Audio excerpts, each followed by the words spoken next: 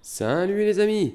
Bon, on se retrouve aujourd'hui pour une toute nouvelle vidéo et regardez sur quoi on va travailler sur une petite Audi S3. Voilà, donc c'est une Audi S3 des premières générations, hein, donc c'est le 1,8 L turbo. La voiture a à peu près 247 000 km de ce que j'ai vu au compteur. Donc c'est le véhicule en fait d'un ami à un collègue de boulot. Voilà, donc en fait sa voiture elle a toutes les caractéristiques du joint de culasse en fait qui est malheureusement pourri, hein, qui va être à changer en espérant qu'il n'y ait pas la culasse au niveau des symptômes, hein. Donc en fait on a quand même pas mal d'humidité au niveau du cache-culbuteur, donc ce qu'on appelle cette espèce de mayonnaise, hein, tout le monde appelle ça comme ça. On a une perte, donc une montée en pression dans le circuit de refroidissement et on a un véhicule qui part en surchauffe. Voilà. Donc on a vraiment toutes les caractéristiques réunies qui laissent penser qu'on a affaire à un joint de culasse. Maintenant, est-ce que c'est juste un joint ou est-ce que c'est la culasse qui en elle-même est HS ou au niveau des cylindres ou autre? C'est ça qu'il va falloir voir et surtout qu'il va falloir être vigilant.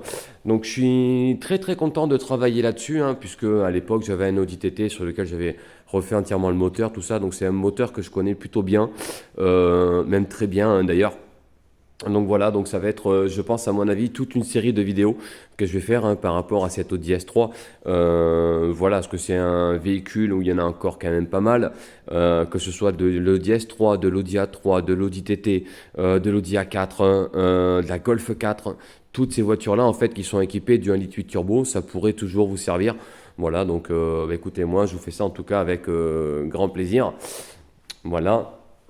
Ici donc, hop, je vais te montrer un petit peu le moteur. Bon, c'est un petit peu sombre, hein. Je mettrai un petit peu d'éclairage tout à l'heure. Voilà, hein, donc le 5 soupapes par cylindre, hein, donc c'est un 4 cylindres, 1,8 L turbo et nous avons 5 soupapes ou 5 valves, hein, tu appelles ça comme tu veux, par cylindre. Voilà, donc un bon petit moteur qui a fait ses preuves. Et d'ailleurs, ça fait ses preuves aussi sur les bielles. Regarde, ça c'était la bielle que j'avais gardée quand j'avais commencé à préparer mon Audi TT avec le même moteur. Où en fait, ben, un jour je démonte pour je sais plus quelle raison d'ailleurs, je démonte et je me rends compte que j'ai un piston qui va pas tout à fait jusqu'en haut.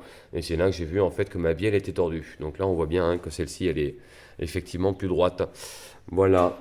Donc cette Audi là, elle a l'air plutôt d'origine. Donc à mon avis, il n'y a pas eu de prépa, il n'y a rien eu de tout ça, hein. Pour moi, elle est entièrement d'origine. Elle est plutôt propre, hein. J'aime bien cette configuration comme ça, en grise, les jantes noires. L'intérieur est très très sympa. Bon, on n'y voit pas très bien, hein, mais c'est très très sympa à l'intérieur. Voilà. Donc, j'ai commencé à me préparer un petit peu de matos.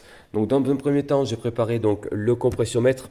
L'idée, en fait, ça va être d'enlever les bougies et de prendre les compressions avant toute chose, parce que ça serait dommage de déculasser enfin de déculasser, refaire une culasse, refaire un joint de culasse sur un moteur qui a besoin d'une segmentation, voilà, ou qui serait potentiellement fatigué, voilà.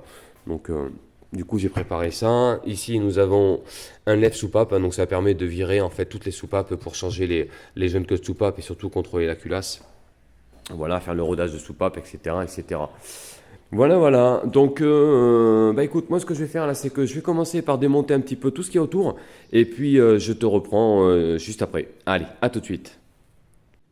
Bon, du coup, on se retrouve avec une partie, on va dire que j'ai commencé un petit peu à démonter pour regarder un petit peu s'il y a de la misère ou pas autour.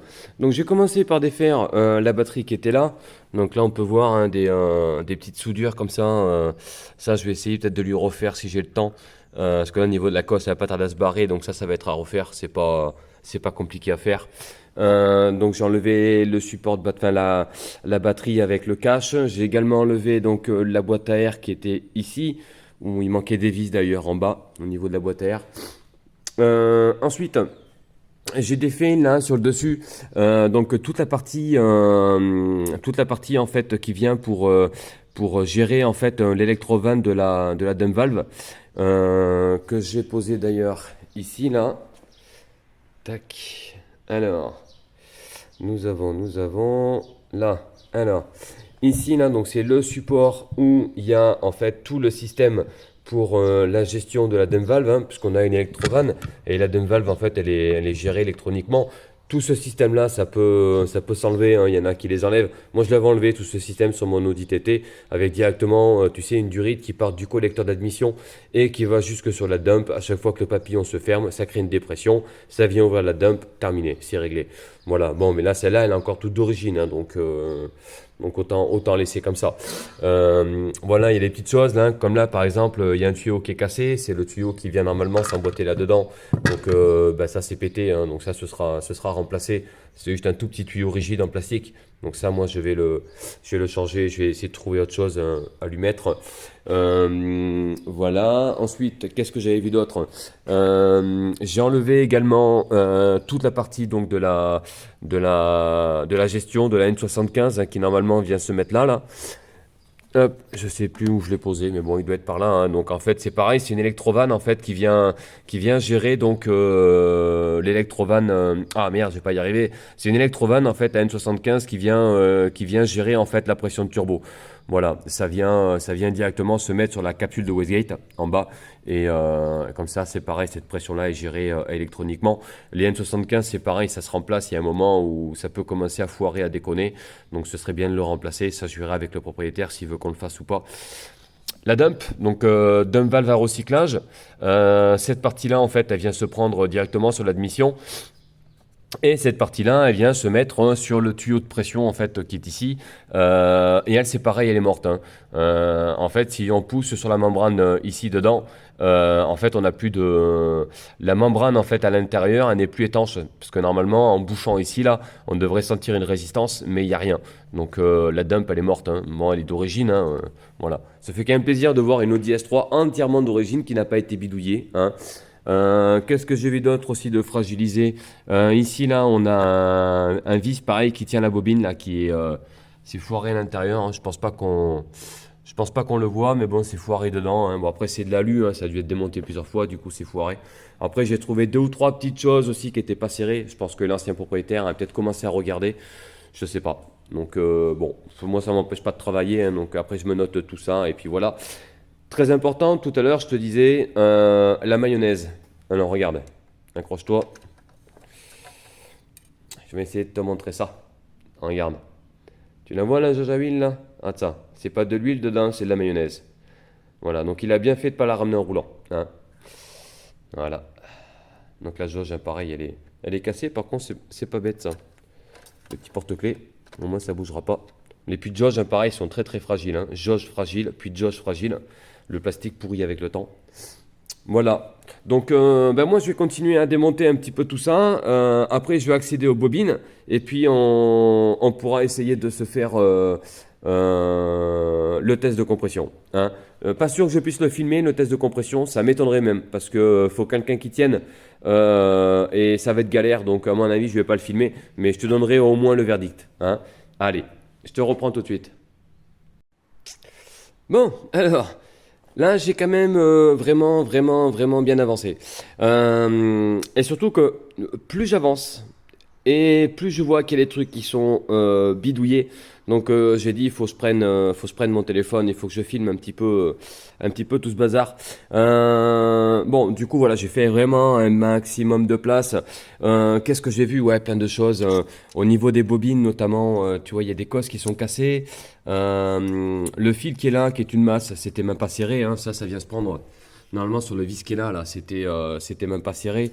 Toutes les cosses, malheureusement, elles sont cassées. Je pense pas que ce soit le propriétaire actuel qui ait fait ça, à mon avis, c'est l'ancien propriétaire. Donc, ouais, tout ça, ça a été bidouillé. Ensuite, ben là, j'ai défait tout ce qui est recyclage des vapeurs d'huile, en fait, hein. Donc, c'est pareil, c'était un petit peu pourri. Mais bon, au moins, ça n'a pas été trop bidouillé.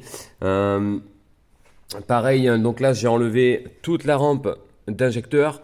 Donc j'ai enlevé les tuyaux, j'ai mis des pinces à clamper pour éviter que le carburant il coule. Et là en fait surtout ce qui m'a stoppé net, c'est que sans même démonter le collecteur d'admission, je sais pas si tu vas voir, mais en fait déjà regarde au fond, tu vois ce vis là, regarde, c'est pas serré, c'est pas serré. En fait tout le collecteur n'est pas serré. Bon on verra pas bien sur la vidéo, mais en fait hein, si on va peut-être le voir là. Si tu regardes au niveau du vis ici, là, celui-là, là, au niveau de celui-là, regarde. Non, on va pas le voir. Mais bon, voilà. En gros, hein, le collecteur d'admission, il n'est pas serré. Donc, je sais pas si la personne a roulé comme ça, mais c'est un coup à péter un moteur, quoi. Donc, parce que là, c'est prise d'air, pression de turbo qui passe au travers. Enfin, tout est à la rue, quoi. Là sincèrement, c'est un peu dommage, hein. Donc, à mon avis, de toute façon, tout a été démonté. Maintenant, qu'est-ce qui a été fait, je sais pas. Je pense même que le propriétaire actuel ne sait pas. Donc, on va voir, hein. Ça va être la surprise. Également. Sur la rampe, je vais essayer de te montrer ça parce que j'ai tout posé ici en dessous là sur la rampe. Donc sur la rampe d'injecteur, ici là, tu as le tuyau là qui vient pour la dépression du régulateur. Le tuyau était même pas branché sous la pipe. Donc sous la pipe, il était même pas branché. Tu avais bien le tuyau qui sortait là. Il passait sous la pipe mais pas branché. Et tu vois, je me note au fur et à mesure en fait qu'est-ce que je trouve qui va pas, hein. Donc le collecteur pas serré, il manque des clips, il manque un clip sur une cause d'injecteur, il manque le clip sur le capteur d'Abracam, ce qui est pratique parce qu'au moins si le jour où ça se débranche, ben, tu es carrément en panne et puis tu cherches comme un couillon. Le tuyau, je viens d'en parler, le fil de masse pareil. Euh, voilà, donc là j'ai tout posé là. Mais effectivement, hein, donc là, c'est voilà, plus j'avance et plus je découvre quand même pas mal de choses. Voilà, voilà. Bon, je vais pas trop parler, je vais continuer à avancer parce que toi, ce qui t'intéresse surtout, c'est l'état du moteur et surtout la culasse sortie. Donc, je vais avancer au maximum. Là, ce qui me reste à faire, c'est enlever le collecteur d'admission. Il n'y a plus rien en dessous. Derrière, je vais laisser le collecteur d'échappement sur la culasse et je vais juste desserrer en fait le turbo. Faut que je dégomme là sur le côté la courroie d'accessoires et il faut que j'enlève la courroie de distribution. Et puis on sera pas très loin après de déculasser un tuyau d'eau, tout ça. De toute façon, faut que je vidange l'eau, faut que je vidange l'huile. Donc je vais faire tout ça et puis je vais essayer d'avancer au maximum pour éviter de trop te saouler avec du démontage. Et je te reprends après avec le démontage de la culasse directement. Allez, à tout de suite. Bon les amis, je vous avais dit que je vous reprendrai une fois que j'aurai sorti la culasse. Et bien ça y est, la culasse elle est sortie. Et c'est pas joli joli. Attends, je vais prendre une lampe. Et je vais essayer de te montrer ça au mieux. Bon, alors en fait, effectivement, hein, il y a un joli joint de culasse, ça c'est clair. Et alors regarde, je vais essayer de te le montrer. Pourquoi il n'y a pas de lumière comme ça? Attends, excuse-moi, je vais voir si je peux te mettre un petit peu de flash. Voilà. Je sais pas si tu vas voir. Ici, là, regarde. Coucou. Voilà. Donc lui déjà ici, bah, c'est éclaté, hein. Le cylindre, à mon avis, celui-là, là, il y a un petit moment qui baigne dans l'eau en tournant, hein. Donc effectivement, parce que c'est fissuré ici. Donc celui-là a dû baigner dans l'eau aussi. De ce que je peux voir, c'est que le reste, ça a l'air à peu près ok. Enfin, alors, vraiment à peu près, parce que là, regarde, le piston, il a été martelé. Tu vois ici, là, il y a le piston qui a pris des chocs. Donc, vu que ça a déjà été démonté, je pense qu'il y a eu des gros soucis avec ce bloc. Tu vois ici, pareil, là, il y a des marques. Il y a des marques sur les pistons, c'est incroyable. C'est incroyable. Oh là là là là. Ouais, mais c'est pas joli tout ça, hein. Donc ça, c'est un bloc qui pour moi a déjà été ouvert. Ce qui n'est pas une bonne nouvelle, hein, pour le propriétaire. Je vais l'appeler, hein, je vais lui expliquer tout ça. Et en même temps, je vais te montrer donc au niveau de la culasse. Bon, mais ça dégueule encore la mayonnaise, hein, forcément. Alors, je ne suis pas venu inspecter au niveau de la culasse, mais à mon avis, je pense qu'elle a dû, dans tous les cas, elle a dû souffrir. Ça, c'est une certitude qu'elle ait souffert. Et ouais, à mon avis, vu l'état des pistons, hein, je pense que il y a déjà dû avoir des soucis. Ça a été démonté puis remonté. Faut quand même que je contrôle au niveau des guides de soupape pour être sûr que tout est ok. Mais à mon avis, je pense qu'on peut s'attendre à quelques surprises. Voilà. Bon après sinon rien de bien particulier à défaire, hein. Tu défais la distribution, tu as 10 gouvons de culasse ici là qu'il faut défaire. Voilà. Et puis après bon la culasse s'enlève plutôt pas mal. Ça s'enlève plutôt bien. Et ce qu'il y a de cool, hein, c'est qu'en fait, tu as des repères un petit peu partout pour caler ta distribution.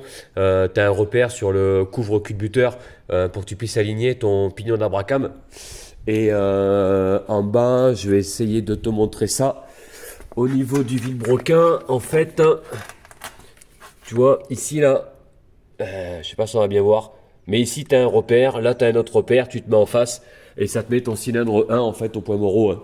Comme tu peux le voir, tu vois, celui-là, il est au point moraux. Et ouais, c'est quand même pas joli, joli. Bon, déjà, j'avais plein de signes, hein, comme quoi, ça, je sais même pas ce que c'est. Ah, on dirait, je sais pas. Ah, c'est une cigarette. T'y crois, toi? C'est une clope. Je viens de retrouver une cigarette qui a été coincée dans le moteur. C'est beau quand même. Celle-là, je vais la garder, je vais faire une photo. C'est, ouais, une clope. Toi, je sais pas d'où tu viens, mais le mécano, c'est pas un bon mécano. Bon, voilà. Donc ouais, pas mal de soucis. Le turbo, pareil, il faut que je regarde s'il a pas souffert. À mon avis, je pense que le collecteur d'échappement, pour moi, tu vois ici, là, il est fissuré, là. Quand tu vois cette couleur-là, cette teinte marron et tout ça, c'est que là, il est fissuré, donc le collecteur, il est mort. Ouais, va vraiment falloir que je sorte les abracams, tout ça, pour voir un petit peu l'état général. Mais je pense qu'il va y avoir beaucoup, beaucoup de travail pour remettre ce moteur en état. Voilà. Donc là, moi, ce que je vais faire, c'est que déjà, je vais nettoyer tout ça. Je vais regarder la tronche des pistons. Et tu vois, j'aurais dû faire un test de compression tout à l'heure. Ce putain de test, je le savais, j'aurais dû le faire. Mais bon, on va voir, hein. De toute façon, après, la voiture, elle démarra au quart de tour, hein. Mais bon, là, ce que je vais faire, c'est que je vais tout nettoyer, tout enlever. Puis comme ça, on verra beaucoup mieux les dégâts. Et j'espère surtout qu'il n'y a pas de gros dégâts internes, hein. Voilà. Donc, ce que je fais, c'est que je vais continuer un petit peu tout ça, hein. Et puis, ben, je te reprends juste après. Bon, du coup, je te reprends maintenant car j'ai continué à investiguer histoire de voir un petit peu l'état de tout ça. Alors, j'ai pas trop avancé. Par contre, j'ai nettoyé un petit peu les pistons et tu vois, en fait, tous les pistons, ils sont comme ça avec un marquage de soupape. Voilà, donc les quatre, ils sont comme ça. Alors, c'est pas lié à ces soupapes-là, ni à cette culasse, puisque les soupapes sont vraiment nickel. Pour venir marquer un piston comme ça, si c'était les soupapes qui sont dessus qui auraient touché, elles seraient déjà tordues, donc tout serait mort. Donc, je pense que sur cette voiture-là, il y a dû avoir un souci, et surtout pour que les quatre soient touchés comme ça, pour que les quatre pistons soient touchés, martelés, je pense qu'il y a dû avoir un décalage de distribution, et du coup, je pense que les anciens propriétaires ont dû après changer la culasse. Et puis voilà, parce que là, je vois pas d'autres explications. Surtout que la voiture tourne bien et que mon problème, c'était uniquement un joint de culasse. Seulement, au démontage, effectivement, on a cette surprise-là. Mais on voit bien, sincèrement, qu'il y a eu quelque chose. Alors, est-ce que ça a lâché quand le véhicule était dans les tours? Je sais pas. En tout cas, ça a été réparé en laissant des pistons marqués comme ça. Donc, déjà, c'est pas top. Enfin, moi, perso, hein, ça m'arrive un truc comme ça, je remets 4 pistons neufs direct. Là, voilà, bon, mais là, je l'ouvre, elle est comme ça. Bon, mais je pense que les pistons, ils vont rester comme ça, hein. Autre chose, donc ça, le turbo également, hein, donc c'est une maladie là-dessus, hein, comme tu peux voir. Voilà, le turbo est fissuré, hein. Il est fissuré de partout, hein, donc le turbo, bah, il est mort, hein. Si on le laisse comme ça, hein, ça va finir par complètement se casser et c'est surtout que ton échappement n'est pas étanche, hein. Puis perte de performance, etc., etc. Donc là pour sûr, il y a au moins le turbo va être à changer. Je pense que les pistons, eux, ils vont rester comme ça. Ensuite, de ce que j'ai vu, donc j'ai retourné la culasse, hein, le collecteur, bah il est mort. J'avais vu au début une fissure sur le dessus, j'ai dit bon mais c'est pas bien grave, et puis en fait en dessous, non, le collecteur il est complètement mort, c'est une maladie aussi là-dessus, hein. Hein, il est complètement fissuré de partout. Voilà. Et puis, du coup, hein, les soupapes. Voilà. Donc on voit bien qu'à mon avis, je pense que la culasse avait dû être changée et des soupapes neuves ont dû être mises parce qu'effectivement, on peut voir que les soupapes n'ont pas l'air bien vieilles.